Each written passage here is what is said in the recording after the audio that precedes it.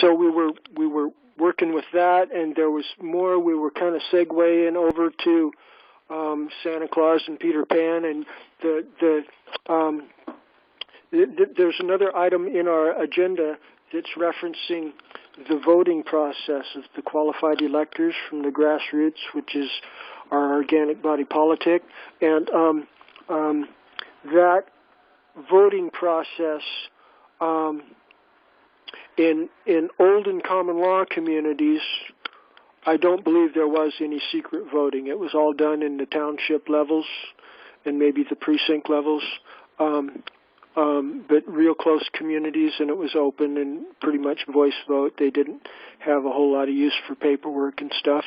There was no secrecy is the point I'm trying to draw towards, and this gets to the Peter Pan and Santa Claus issue about there are people in our modern society that do have legitimate concerns about using their name in prominent public manners, but they want to do what they can from behind the scenes to help support the movement. And thereunder, when we're identifying our qualified electors, and even if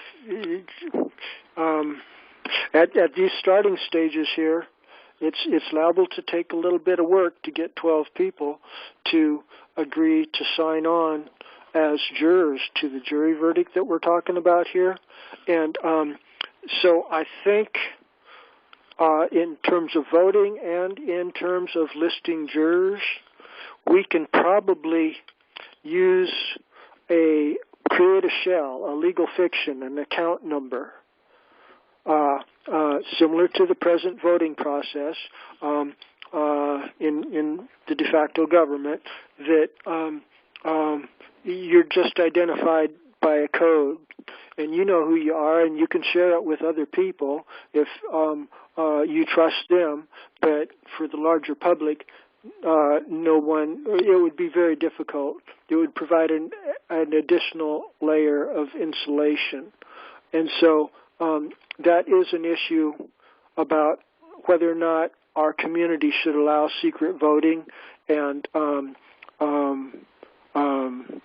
use of aliases, such as Peter Pan or Santa Claus or things like that.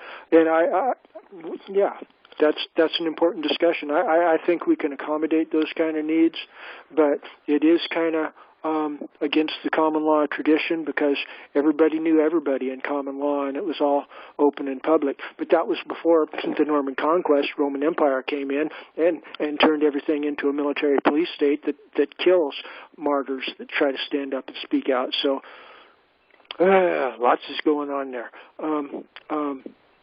I should yield. Comments, questions on... I'd like to point out how I visualize this process unfolding would be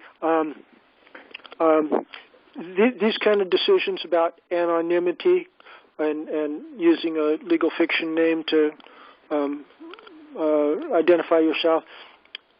Those kind of decisions about whether or not to allow a person to use that kind of identification would be, in my mind, that would be decided at the local township level, based upon the consensus of the members of the township, and that would mean that whoever was desiring to employ the legal fiction name, or just something similar to a social security number, a license plate tag, driver's license number, however you wanted to do it, that would be decided at the local township level, and all of the members of the township would know who the person really was. They would be on the inside track. There would be no secrets amongst the township. That way, because the township, there's definitions under Freeman and Black's Law Dictionary that if you're not a member of a township and governed by the town constable, aka the Lord, then you're not worthy of a freeman's right. And so it's important to have our people be members of townships, and each of those townships is collectively responsible for each of its members. If one of its members does something wrong, commits a real crime, then the other members of the township got to organize as a miniature posse comitatus and go after him and arrest him and bring him to an accountability. That's their primary duty. It's in the oath of office. Things like that are in the oath of office to the qualified electors form. So this is part of being responsibly self-governing communities.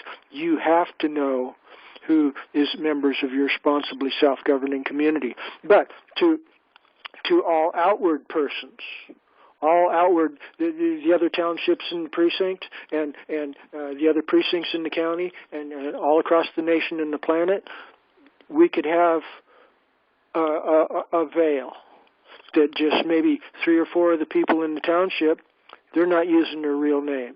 Here's their identification code, or they're calling themselves Peter Pan or Santa Claus or whatever they decide to do. That's the right of the qualified electors in each of the townships as a community to decide that. And if their township all has consensus on that point, then that's all the rest of the communities need to know, because each of the individual townships is sovereign and they can decide those issues for themselves.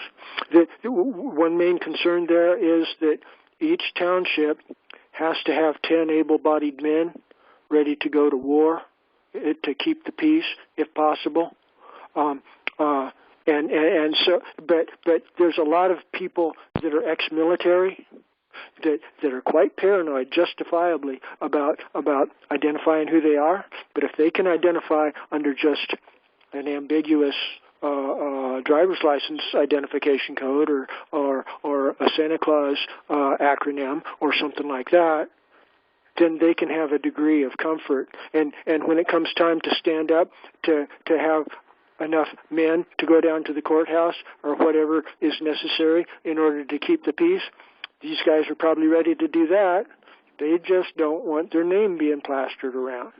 And so at that point, I think it's a recruiting strategy to, like Michael was saying, people have legitimate needs for anonymity on numerous occasions, especially ex-military people, ex-CIA agents, ex-FBI or DLJ whistleblowers, things like that. They need to be able to drop below the radar and use that anonymity, but it has to meet with the approval of the local township members. So that's how I visualize the whole thing coming together there.